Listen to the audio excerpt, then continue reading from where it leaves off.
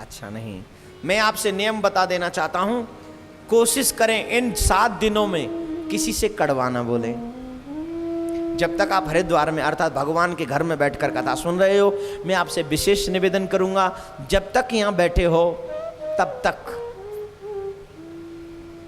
किसी से कड़वा मत बोलना।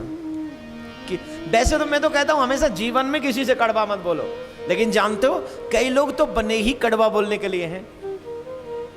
वो तो जब बोलेंगे ऐसे बोलेंगे जैसे मुंह में से ना बम निकल रहा। जब भी बम निकलेगा ना किसी न किसी को ब्लास्ट करेगा। तुम्हारी कसम सच कह रहा हूं, कसम तुम्हारी इसलिए खा रहा हूं क्योंकि मैं अभी छोटा हूं। हाँ और क्या, मैं छोटा हूं अभी, मुझे वैसे भी विश्व शांति करनी है तो आगे भी टाइम चाहिए ना, इसलिए आपकी कसम। अरे नहीं, कसम उसकी खाई जाती है जो प्रिय लगता है, और मुझे भगवान के प्रेमी बहुत प्रिय लगते हैं। कई वाले हमारे घर वाले हमसे शिकायत करते, तुम जब कथा करने जाते हो तो हमें भूल जाते हो। हम क्या करें, इसमें आनंद ही इतना आता है, हम क्या करें, हमारी परेशानी है। खैर वो छोड़े, घर वालों की बात नहीं करनी चाहिए, बाहर वालों की भी नहीं करनी चाहिए, सिर्फ कन्हैया की बात करनी चाहिए ना। तो क्या कह रहा था मैं, याद है क्या कह रहा था? है? आपकी कसम, आपकी कसम इसलिए क्योंकि आप मुझे विशेष प्रिय हो। कन्हैया के विषय में तो क्या, जितना कहा जाए उतना ही कम है। सत चित, उनका चित उनके बस में है, हमारा चित हमारे बस में नहीं है। हमारा चित इधर उधर भटकता है, तो अपने चित्त को अपने बस में करो। जो भी कहे चित्त, मैं नियम बता रहा था, कड़वा मत बोलना।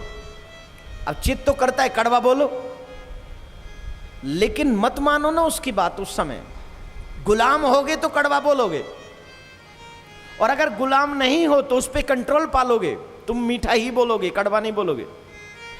लेकिन बहुत से लोग कड़वा ही बोलते हैं। वैसे तो मैं कहता हूं कभी कड़वा मत बोलो, लेकिन अगर ज्यादा बर्दाश्त नहीं होता, कम से कम जब तक भागवत सुनो, 7 दिन यहां बैठे हो, हरि के द्वार में कोई पाप मत करना। हर जगह का पाप गंगा मैया अपने आप में समेट लेती है, तेरे सारे पाप समाप्त कर देती है, लेकिन यहां का पाप कहीं खत्म नहीं होता, कहीं समाप्त नहीं होता। इसलिए यहां कोई पाप मत करना, और अगर तू यहां पाप नहीं करेगा तो मैं गारंटी से कहता हूं तेरा बेड़ा पार हो गया। अच्छा, अब तक के तेरे जीवन के सारे पाप खत्म, लेकिन यहां से आगे नहीं। ऐसे मत करना बोले आज पाप कर ले फिर गंगा जी नहा लेंगे, ऐसे मत करना। आज का मतलब आज समझ लिया तो अब मत करना, है ना, ऐसे होता है। तो 7 दिन किसी से कड़वा मत बोलना, पहली बात। दूसरी बात, कोई पाप मत करना। तीसरी बात, हमेशा भागवत के प्रति श्रद्धावान रहकर कथा सुनना। चौथी बात, कथा व्यास अर्थात मैं आऊं उससे पहले आप अपना स्थान ग्रहण करें, और मैं जाऊं उसके बाद अपना स्थान त्याग करें। ये नियम है कि जब भी कथा प्रारंभ हो उससे पहले हम बैठ जाएं, और जब कथा पूरी हो जाए, आरती हो जाए, उसके बाद हम जावें।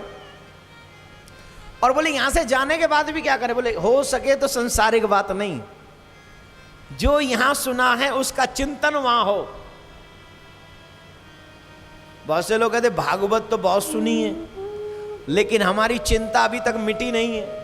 सिर्फ भागवत सुनी है, भागवत का चिंतन नहीं किया है। जिस दिन तू चिंतन करेगा उस दिन तेरे जीवन की सारी चिंताएं अपने आप समाप्त हो जाएंगी। तो सुनने के साथ साथ भागवत चिंतन शुरू करो, और जब तक सुनने के साथ साथ चिंतन नहीं करोगे तब तक चिंताएं तो बनी रहेंगी। इसलिए भागवत चिंतन परम आवश्यक है, यू नो।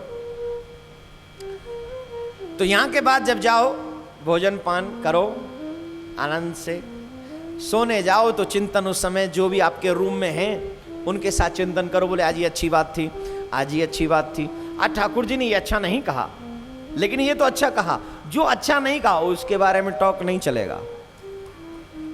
जो अच्छा नहीं हमने कहा उसके बारे में सोचना।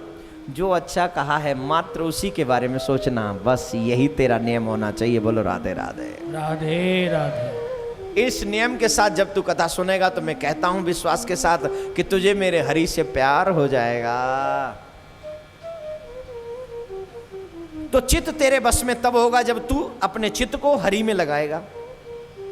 इस चित्त में चित्त चोर को बसा ले, इस चित्त में दुनिया को बसाने की बजाय चित्त चोर को बसा ले। तेरा भी भला, तेरे चित्त का भी भला, तेरा चित्त भी कंट्रोल में रहेगा। फिर तो जिनका चित्त जिनके बस में है, आनंद, हम आनंद की तलाश में रहते हैं, लेकिन आनंद जिनकी तलाश में रहता है उनको कहा जाता है सच्चिदानंद। क्या कहा जाता है उनको? सतचित आनंद, सच्चिदानंद। आनंद भी जिनकी तलाश में हमेशा रहते हैं। हम लोग आनंद की तलाश में रहते हैं ना, कहीं जाते हैं बोले यहां तो आनंद आ गया साहब, और कहीं गए यहां आनंद नहीं आया। आनंद गुलाम नहीं है किसी का, ये बात ध्यान रखना। जो यहां कथा सुन रहे हैं वो भी सुन ले, और जो टीवी पे सुन रहे हैं वो भी सुन ले। आनंद मेरे और आपके पूज्य पिताश्री का गुलाम नहीं है। तुम सत्यात्मक की स्मरण करना प्रारंभ कर दो, तुम उस परम सत्य का ध्यान करना प्रारंभ कर दो, गारंटी से कहता हूं आनंद जरूर आवेगा, जरूर आवेगा, जरूर आवेगा। ये आनंद कब आता है? बोले जब सत्कर्मी बन जाओगे तो आनंद आवेगा। और बुरे कर्म में कहीं जाके बैठो, किसी को गाली दो, किसी से गुस्सा करो, किसी से लड़ो, तो आनंद आएगा क्या? बिल्कुल भी नहीं आएगा। वहां तो फजीते होंगे, कलेश बढ़ेगा। और यहां अच्छे कर्म करोगे तो आनंद आवेगा। तो जिनको आनंद की तलाश, आनंद को हम लोग आनंद को ढूंढते हैं, लेकिन आनंद जिनको ढूंढता है वो है सच्चिदानंद। प्रथम श्लोक चल रहा है अभी, प्रथम श्लोक पर ध्यान देंगे। भागवत का प्रथम श्लोक, वो सत्यात्मकम, वही परम सच्चिदानंद। बोले तापत्रय विनाशाय, तापत्र दैहिक, दैविक, भौतिक। जीव तीन तापों से परेशान हमेशा रहता है, कभी दैविक ताप से, कभी दैहिक ताप से, और कभी भौतिक। दैहिक कहते हैं शरीर के ताप से, हमारे तन में कोई रोग है वो दैहिक ताप है। दैविक, भयंकर तूफान आया, हमारी बिल्डिंग गिर गई, भयंकर बारिश हुई, हमारी फसल का नुकसान हो गया। कोई भी प्रॉब्लम अगर ऐसी होती है प्राकृतिक, उसको कहते हैं दैविक ताप। भौतिक, हमारे पड़ोसी ने हमारा घर उजाड़ दिया, हमारे पड़ोसी ने हमारे घर में चोरी करा दी, हमारे फलाने व्यक्ति ने हमारे साथ ये बुरा किया, ये हो गया भौतिक, समाज का दिया हुआ ताप। लेकिन ये तीनों ताप नष्ट कहां होते हैं? बोले जो इन तीनों तापों को जन्म देने वाला है, सच्चिदानंद, जिसको मैं कह रहा हूं, जिसको मैं कह रहा हूं सच्चिदानंद, जो इन तीनों तापों को जन्म देने वाला है, पालन पोषण करता है, संहार करता है, उनकी चरण शरण ग्रहण करने वाले को ये तीनों ही ताप नहीं सताते हैं, वो इन तीनों तापों से दूर हो जाते हैं। बोलो राधे राधे। आज जोर से बोलना पड़ेगा, और जोर से बोलना पड़ेगा। वैसे एक और गजब की बात बताऊं, राधे राधे टॉनिक है, नींद नहीं आती बीच में। जोर से बोलते रहो बस।